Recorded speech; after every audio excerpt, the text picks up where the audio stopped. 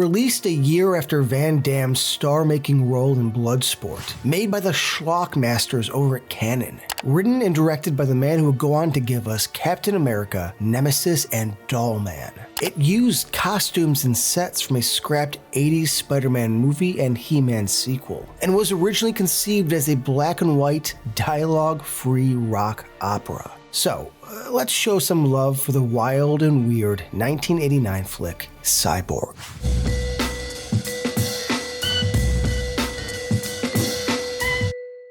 Set in a post-apocalyptic America after the collapse of civilization due to a deadly plague, Van Damme, Mr. Gibson Rickenbacker, plays a slinger or a hired gun who traverses the land in between work, looking for the gang who killed his family. After meeting a cyborg who is in New York gathering data on a possible cure for said plague, she's kidnapped by the big bad of the film, Fender, played by Vincent Klein. I'll give you the horror show. And so Van Damme's Gibson must find Mr. Fender and his gang, roundhouse as many goons as he can, and hopefully save the world. Now, the behind the scenes of this movie is pretty surprising. Menachem Golan and Yorm Globus took over Cannon Films in 1979 and brought in the golden era of excess and schlock we've all come to lovingly remember them by. From my generation, they were instrumental in the era of the video store, as I was too young for the theatrical releases. They were the kings of aggressive low-budget movie making and had a knack for selling before they even had a script. I mean, think Charles Band during his Full Moon era. They'd slap together a poster, take it to Cannes, and boom, deal done.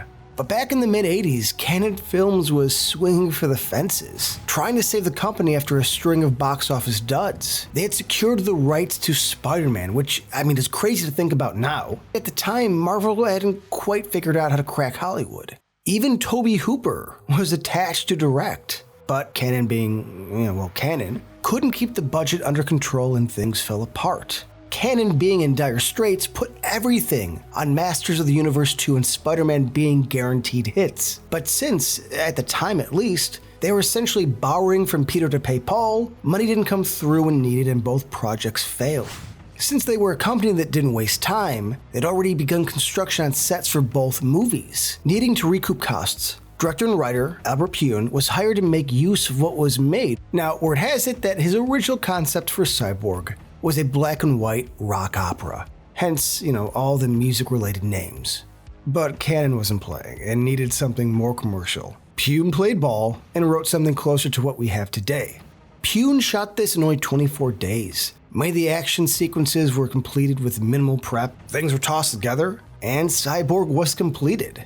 There's a lot out there and I won't cover it all, but the summed up version is Cannon hated the first cut. They showed it to a studio audience and only one person out of 100 actually liked it. But beyond them, Van Damme himself was heartbroken. Legend has it that as Van Damme sat in a dimly lit screening room, the flickering images of a plague-set actioneer seemed to almost mock him. This was the man who defeated Chong Li. His star had risen like the phoenix from its own ashes. As Zeus struck down Asclepius, Cyborg had been delivered dead on arrival. The film was rough, unpolished, like a blade that had yet been tempered in the forge. It was as if the very heavens themselves had decided to test him. And there, in that dark room, tears, yes, tears began to fall. Van Damme felt something so deep that it had changed his very being. He felt disappointment.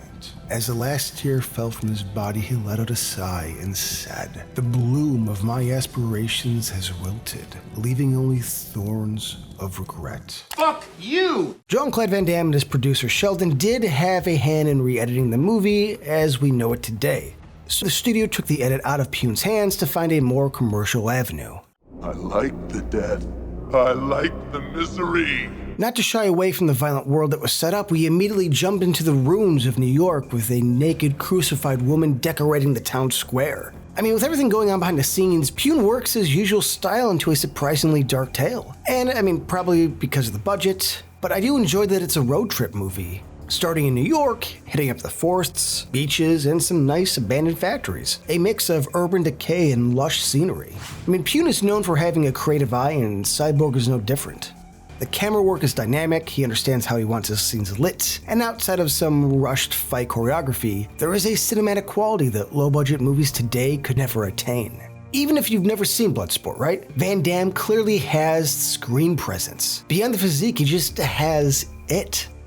Plus, we may just get one of the greatest scenes put to celluloid. When Gibson finally fights Fender on the beach, he doesn't get the upper hand, no vengeance, no payback. Instead, he gets beaten half to death and crucified on a beached ship.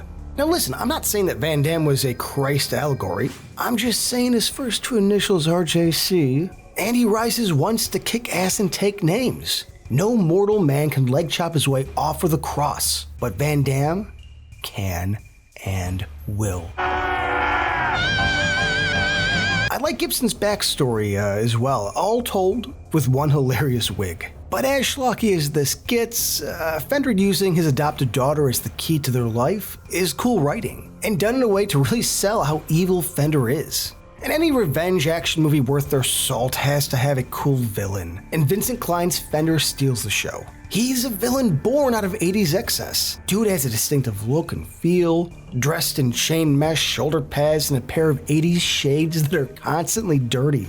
He also kind of creeped me out as a kid. Even as an adult, he seems otherworldly. Alien-like eyes, suspiciously low voice, needs to grunt while fighting. That's more than any real person would, right?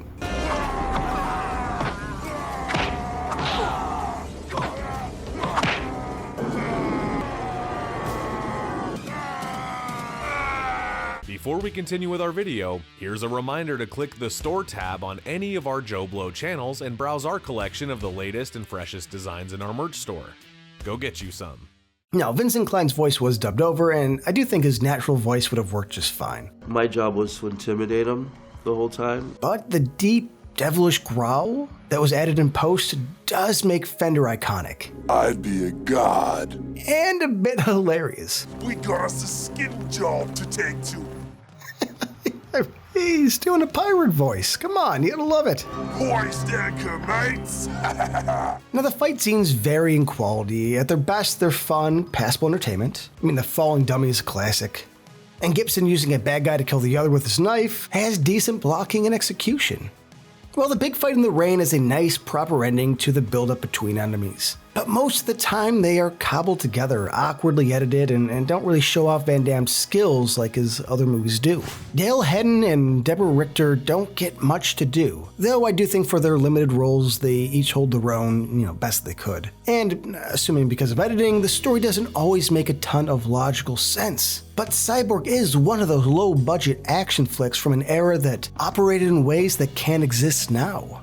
Yes, there are issues, but through a modern lens. I'd much rather have movies like Cyborg made than the slop we get today. Yes, good movies still exist, but Cyborg isn't even in Van Damme's top 5. You're pretty good. Yet I still own it, enjoy it, and marvel at the creative swings. It's near impossible to appreciate things in the moment when you have them. But it's good to look back and see the movies that were always there, that never got enough love. Cyborg may not be Van Damme's best, but it's a damn good time.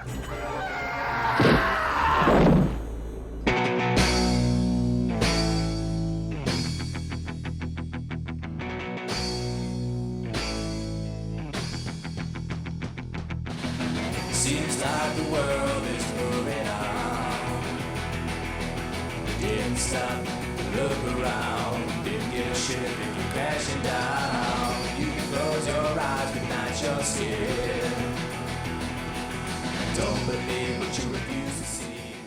Thank you for clicking on our video, everybody. If you like what you saw here, please make sure you like the video and subscribe and share with your friends who like this sort of content. JoBlo was created by movie fans for movie fans, and we appreciate your support.